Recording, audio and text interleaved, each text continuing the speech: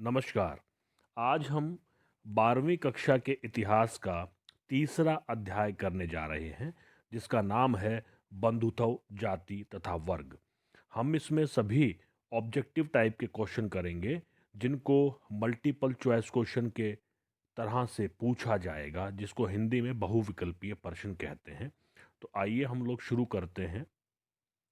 सबसे पहला इसमें सवाल आता है कि महाकाव्य महाभारत की रचना किसने की थी। ये सवाल अक्सर पूछा जाता है। तो इसका सही जवाब है महर्षि वेद व्यास जी ने। बड़ा साधारण सा सवाल है, क्योंकि महाभारत के बारे में हम सभी लोग जानते हैं। दूसरी बात है कि महाभारत में कुल कितने श्लोक हैं। इसमें आज की तारीख में 1 लाख श्लोक है। मैं यहाँ पर कुछ बात आपको बताना चाहूँगा। इसमें पहले 8,000 श्लोक हुआ करते थे। उस समय इसका नाम था जय संहिता। इसको जय संहिता इसका नाम था। उसके बाद इसमें 24,000 करीबन श्लोक हुए। तब इसका नाम महाभारत, जिसका नाम भारत पड़ा। इसको जब इसमें 24,000 श्लोक थे, और जब इसमें 1 लाख श्लोक हो गए, उस समय इसको महाभारत महाकाव्य के नाम से जाना गया। तो इस तरह से सीधा सीधा इसका जवाब है कि 1 लाख श्लोक हैं महाभारत के अंदर। आगे है कि महाभारत किन दो परिवारों के बीच की युद्ध की कहानी है। ये भी हम जानते हैं, कौरवों और पांडवों के मध्य में ये युद्ध हुआ था। और जो महाभारत है, उसकी मूल भाषा कौन सी है। ये जो ग्रंथ लिखा गया, ये किस भाषा में लिखा गया, तो हम देखेंगे कि इसको संस्कृत भाषा में लिखा गया है। जो महाभारत का महाकाव्य है जो हमारे सामने आता है, इसकी जो मूल भाषा है, मूल जो ग्रंथ है, उसको संस्कृत में लिखा गया है। उसके बाद महाभारत का युद्ध किस स्थान पर हुआ था। ये भी हमें पता है कि कुरुक्षेत्र में हुआ था। कुरुक्षेत्र जो एक जिला है हरियाणा के अंदर, वहाँ पर ये युद्ध जो हुआ था। उसके बाद का सवाल है कि महाभारत का सबसे महत्वपूर्ण उपदेशात्मक अंश कौन सा है। यहाँ पर दो बात बताई जाएंगी कि जो कोई भी ग्रंथ होता है, उसमें दो बातें होती हैं। एक तो आख्यान होता है, जिसकी व्याख्या करी जाती है। उसके अलावा दूसरा होता है उपदेशात्मक। उपदेशात्मक। और ये जो उपदेशात्मक इसका अंश है, ये हमें पता है कि जो श्री कृष्ण भगवान ने जो उपदेश दिया था, जिसका संकलन भगवत गीता में है, तो ये इसका उपदेशात्मक है। आख्यान, बाकी जो कहानी है, वो आख्यान में है। और इस भगवत गीता में करीबन 700 श्लोकों का समावेश है। आप लोगों ने एकलव्य का नाम सुना होगा। एकलव्य, क्योंकि जो द्रोणाचार्य जी थे, वो केवल राज परिवार के लोगों को शिक्षा दीक्षा दिया करते थे। एकलव्य जी ने उनसे आग्रह किया कि उन्हें शिक्षा दी जाए, लेकिन उनको शिक्षा वो नहीं दे पाए। इसलिए द्रोणाचार्य को उन्होंने अपना गुरु मान करके खुद ही अपनी शिक्षा आरंभ कर दी। और क्योंकि द्रोणाचार्य जी ने ये वायदा किया हुआ था अर्जुन से कि वह अर्जुन को सर्वश्रेष्ठ धनुधारी बनाएंगे, इसलिए एक समय ऐसा था कि जब एकलव्य ने एक श्वान को, एक कुत्ते को, इस तरह से उसके मुंह को बीन दिया 7 तीरों से कि वो आवाज नहीं निकाल पा रहा था। इसको देख करके द्रोणाचार्य जी को लगा कि ये किसने किया है। उस समय एकलव्य जी उनके सामने आए थे।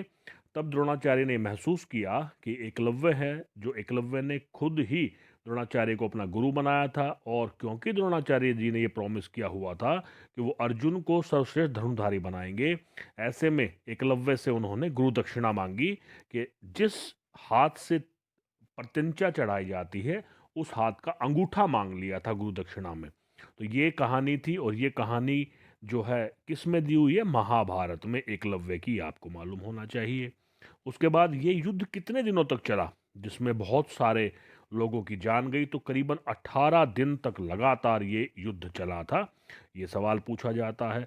उसके बाद है वेदों की संख्या कितनी है। हमारे जो प्राचीन धार्मिक ग्रंथ हैं, उसमें जो वेद हैं वो सबसे महत्वपूर्ण हैं। सबसे प्राचीन इसमें ऋग्वेद है।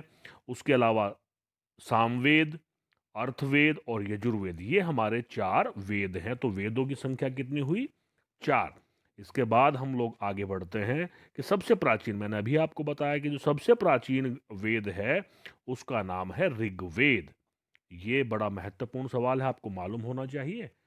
चारों वेदों के नाम भी आपके सामने आ गए और साथ में हमें ये भी मालूम लग गया कि सबसे प्राचीन कौन सा है, ऋग्वेद है।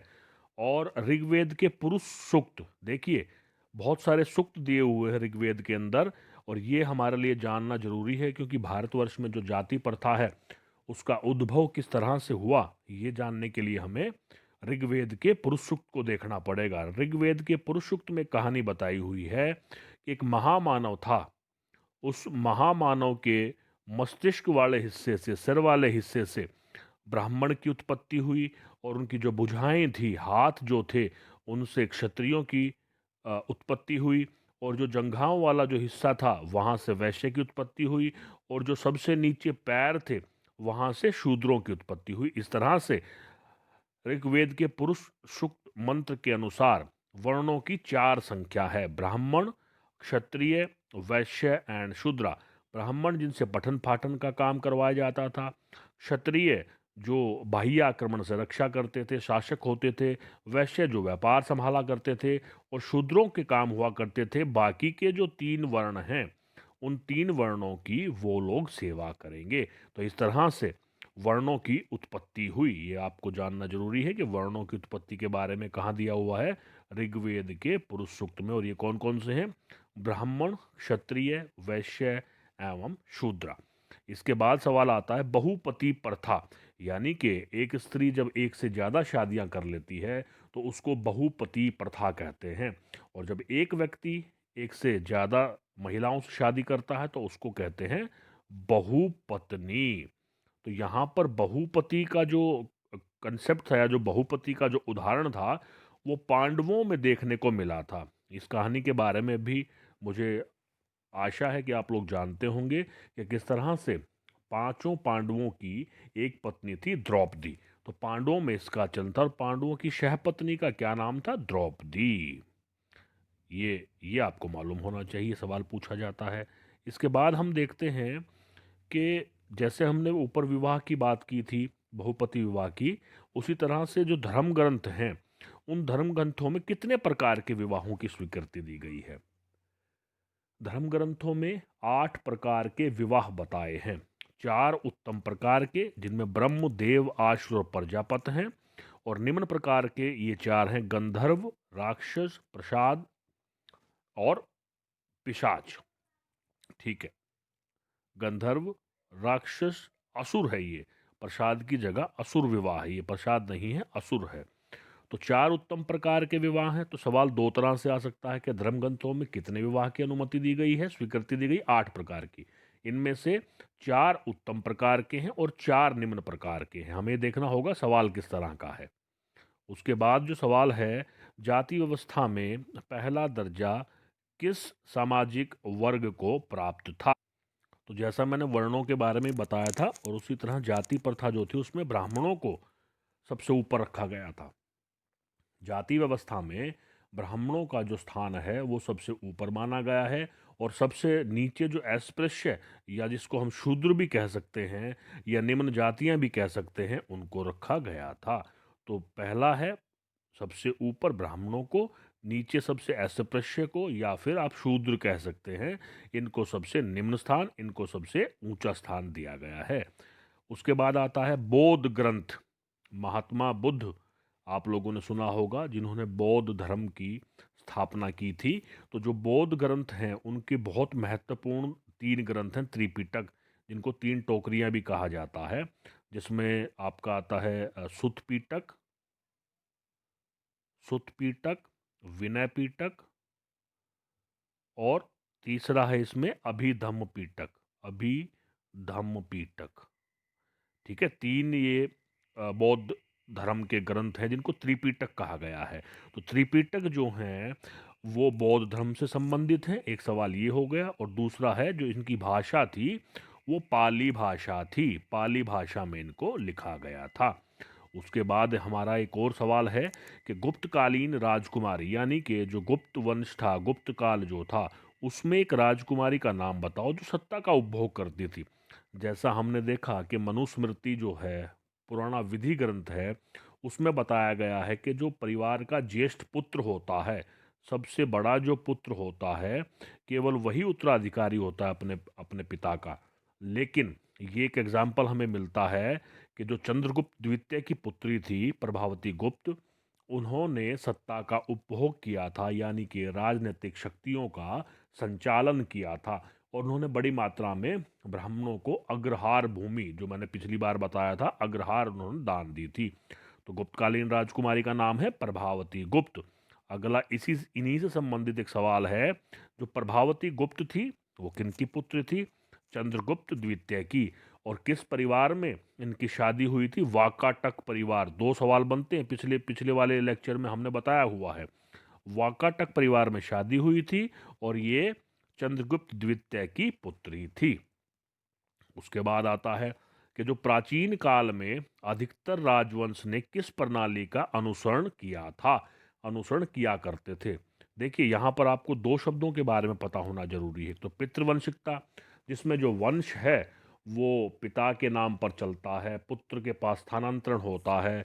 और जबकि जो मातृवंशिकता होती है, मातृवंशिकता में माता के नाम पर वंश को चलाया जाता है। तो पहले जो है राजवंश वो किस प्रणाली का अनुसरण करते थे? पितृवंशिकता से, यानी कि जो कुल होता था, वंश होता था, वो पिता के नाम पर आगे चला करता था। उसके बाद है मृच्छकटिकम, एक बहुत ही इम्पोर्टेंट नाटक हुआ है अपने समय का, जिसका शाब्दिक अर्थ होता है लकड़ी की गाड़ी, मृच्छकटिकम। इनके लेखक थे शूद्रक। ये हमें मालूम होना चाहिए, शूद्रक ने मृच्छकटिकम नाम का नाटक लिखा था। उसके बाद एक अष्टाध्यायी व्याकरण की पुस्तक है, बहुत महत्वपूर्ण व्याकरण की पुस्तक है। उनके जो लेखक थे उनका नाम पाणिनि था। तो मृच्छकटिकम लिखा शूद्रक ने, और संस्कृत व्याकरण जिनका नाम अष्टाध्यायी था उसको लिखा पाणिनि ने। इसके बाद हम लोग आगे चलते हैं। सातवाहन राजा किस जाति से संबंध रखते थे? मनुस्मृति के अनुसार या किस और जो उस समय के धर्म ग्रंथ थे उसमें ये कहा गया था कि जो क्षत्रिय है केवल उन्हें ही राजा बनने का अधिकार है। लेकिन कुछ अपवाद थे जिनमें ब्राह्मण भी राजा हुए हैं। तो जो सातवाहन वंश के जो थे राजा, वो किस जाति से संबंध रखते थे? ब्राह्मण जाति से संबंध रखते थे। ये इंपॉर्टेंट है। आपको सातवाहन राजा जो है उनकी जाति क्या थी? ब्राह्मण थी, ये पता होना चाहिए। ये सवाल अक्सर पूछा जाता है। देखिए, एक तो ये पूछा जाएगा कि महत्वपूर्ण विधि ग्रंथ, विधि होता है कानून जिसमें लिखे होते हैं, कि किस किस किस तरह से समाज को चलाया जाए, उससे संबंधित कानून होते हैं। वो जो सबसे महत्वपूर्ण है, धर्म आप इसको कह सकते हो, सूत्र कह सकते हो, विधि ग्रंथ कह सकते हो, धर्मशास्त्र कह सकते हो, मनुस्मृति। और ये जो मनुस्मृति थी, ये इस मनुस्मृति का जो निर्माण हुआ था, एक बार पहले भी ये सवाल आ चुका है, 200 ईस्वी पूर्व, 200 ईस्वी पूर्व से लेकर के 200 ईस्वी तक इसका निर्माण हुआ था, इस विधि ग्रंथ का। बहुत सारे लोगों ने, बहुत सारे विद्वान लोगों ने इनको इतने वर्षों में, 400 सालों में जा करके इस महत्वपूर्ण ग्रंथ को लिखा था। तो सबसे महत्वपूर्ण विधि ग्रंथ, जिसको हम धर्मसूत्र या धर्मशास्त्र भी कह सकते हैं, उसका नाम है मनुस्मृति। अगला सवाल भी यही है कि इसकी रचना किस काल में की गई? तो 200 ईस्वी पूर्व से 200 ईस्वी के मध्य में, यानी कि इसको लिखने में 400 वर्ष का समय लगा। अगला सवाल, इसके बारे में हम डिस्कस कर चुके हैं कि जो मनुस्मृति है उनके अनुसार अगर माता पिता की मृत्यु हो जाती है तो संपत्ति का अधिकार किसके पास रहता है? ज्येष्ठ पुत्र को ये अधिकार जाता है। अभी हमने थोड़ी देर पहले जब प्रभावती गुप्त के बारे में पढ़ा था, उसमें हमने देखा था कि प्रभावती गुप्त ही वो स्त्री थी। इस तरह के कुछ ही अपवाद मिलते हैं, स्त्री होने के बावजूद भी उन्होंने राजनीतिक शक्तियों का संचालन किया था, सत्ता का उपभोग किया था, जो चंद्रगुप्त द्वितीय की पुत्री थी। लेकिन मनुस्मृति के अनुसार ज्येष्ठ पुत्र को ये अधिकार जाता है। इसी तरह से शास्त्रों के अनुसार किस जाति के लोग राजा हो सकते हैं? क्षत्रिय। लेकिन बहुत सारे अपवाद मिले हैं। सातवाहन शासकों के बारे में मैंने आपको बताया, जो ब्राह्मण थे। उसके अलावा ये तमिल साहित्य, जिसको संगम साहित्य के नाम से जाना जाता है, इनकी भाषा तमिल है। एक नंबर का सवाल बनता है। उसके बाद आता है कि तीर्थ यात्री हमारे भारतवर्ष में कुछ शताब्दियों, 5वीं शताब्दी में और 7वीं शताब्दी में चाइना से, चीन से कुछ यात्री आए थे जो बौद्ध धर्म के अनुयायी थे और बौद्ध धर्म के ग्रंथों को ले जाना चाहते थे, चाइनीज भाषा में उनका रूपांतरण करना चाहते थे। तो जो जो 5वीं शताब्दी में यहाँ आए थे जिनको फारसियान बोला गया, और जो सातवीं शताब्दी में यहाँ पर आए थे उनको स्वेन तसांग बोला गया। ये हर्षवर्धन काल में यहाँ पर आए थे। तो 7वीं शताब्दी में कौन आया था? स्वेन तसांग। और 5वीं शताब्दी में कौन आए थे? फारसियान। उसके बाद है कि जो गंगा पुत्र के नाम से किसको जाना जाता है महाभारत में, एक ये बहुत महत्वपूर्ण व्यक्ति हुए हैं। आप सभी ने महाभारत देखी होगी। तो जो देवव्रत भीष्म थे, जिन्होंने बहुत भीष्म प्रतिज्ञा की थी आजीवन अविवाहित रहने की और हस्तिनापुर के लिए समर्पित रहने की, तो इनको ये गंगापुत्र थे। गंगापुत्र के नाम से देवव्रत भीष्म को जाना जाता था। उसके बाद जो वैदिक काल था, उस काल में जो राजा थे बहुत यज्ञ किया करते थे और जो महत्वपूर्ण थे, राजसूय यज्ञ और अश्वमेध यज्ञ।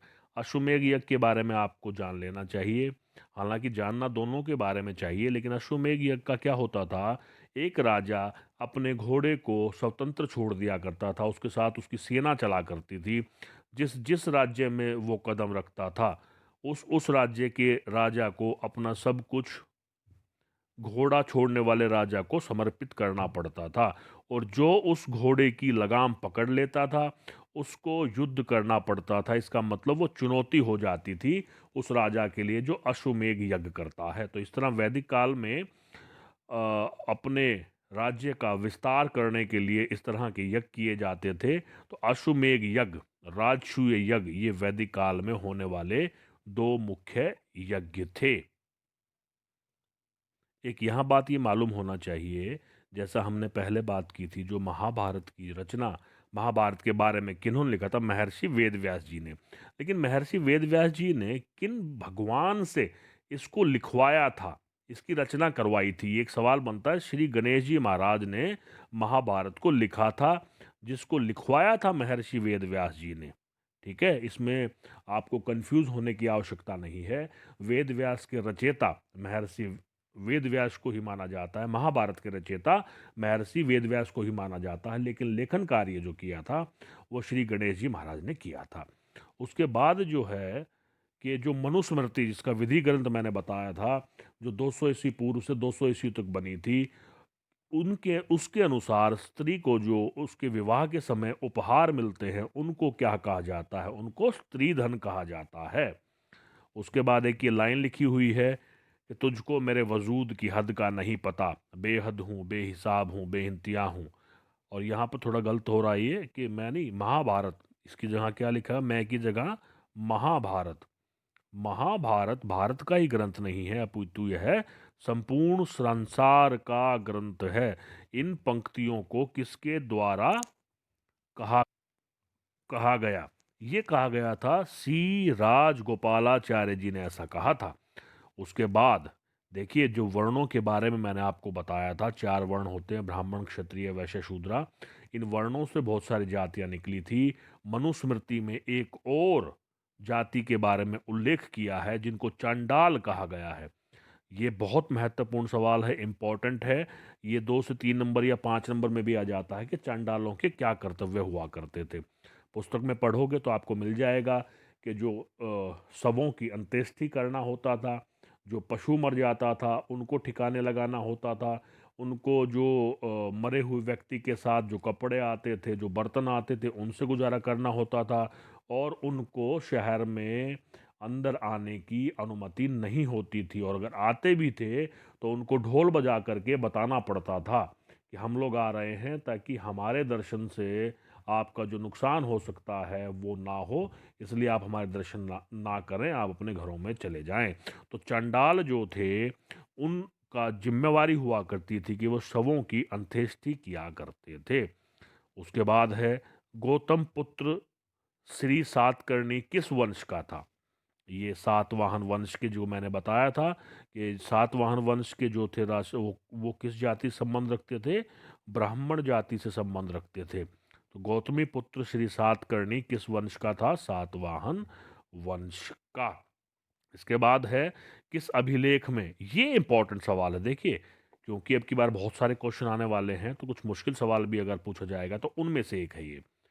किस अभिलेख में रेशम बुनकरों की एक श्रेणी, ये समय टाइम दिया हुआ है 437 से 38 ईस्वी में, सूर्य मंदिर निर्माण का उल्लेख मिलता है। इन रेशम के बुनकरों ने जो व्यापार किया करते थे, इन्होंने एक सूर्य का मंदिर बनाया था जिसका नाम था मंदसौर अभिलेख, इसमें इसका जिक्र मिलता है। इस अभिलेख में जिक्र मिलता है मंदसौर अभिलेख में कि जो रेशम बुनकर थे, व्यापारी थे, इस समय में उन्होंने एक सूर्य का मंदिर बनाया था।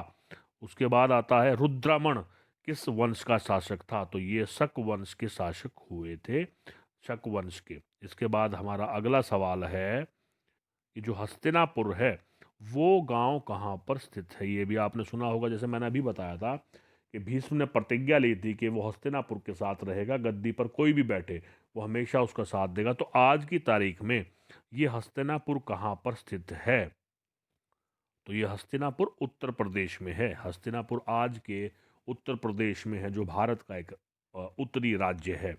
उसके बाद है कि प्राचीनतम ग्रंथों के अनुसार शूद्रों का मुख्य कर्तव्य क्या होता था। तो तीन जो उच्च वर्ण थे, यहाँ मैं फिर से रिपीट करूंगा, यहाँ पर ऋग्वेद के पुरुष सूक्त में चार वर्णों की के बारे में बताया है, ब्राह्मण, वैश्य, क्षत्रिय और शूद्र। तो जो ये शूद्र थे, इनके काम होते थे इन तीनों के तीनों जो वर्ण हैं इनकी सेवाएं करना। तो यही सवाल बना है, प्राचीनतम ग्रंथों के अनुसार यानी कि ऋग्वेद के अनुसार शूद्रों का मुख्य कर्तव्य क्या होता था। मतलब तीन जो उच्च वर्ण हैं उनकी सेवा करना ही इनका मुख्य कार्य होता था। इस तरह से यहाँ पर जितने भी सवाल ऑब्जेक्टिव टाइप के आपकी बुक में से बन सकते थे, मैंने तीन चार चीज़ें ली हैं। बुक में से जितने सवाल बन सकते थे, प्रीवियस जो पेपर हैं उनमें से जितने सवाल बन सकते थे, मैंने वो सभी लिए हैं। और मेरा ऐसा मानना है अनुभव के आधार पर कि इनसे बाहर कुछ भी नहीं आएगा। तो अब आपकी जिम्मेवारी है कि इन सबको अच्छी तरीके से कर लें, और आगे के चैप्टर अगर आप लोग सुचारू रूप से देखना चाहते हैं तो चैनल को सब्सक्राइब कर लें। और ये बात भी मैं बता दूं कि सभी चैनल जो पहले सब्सक्राइब कर चुके हैं उनको सब्सक्राइब का बटन प्रेस करने की आवश्यकता नहीं है, केवल एक बार दबाना पड़ता है। और साथ में बेल आइकन कर लें ताकि जब भी आप मैं कोई भी वीडियो अपलोड करूं तो आप तक आ जाए, और आप मैसेज बॉक्स में लिख भी सकते हैं कि आपको ये वीडियो कैसा लगा। तो आप अपने साथियों तक, अपने विद्यार्थियों तक इसको पहुंचाने का कष्ट करें। धन्यवाद। जय हिंद, जय भारत।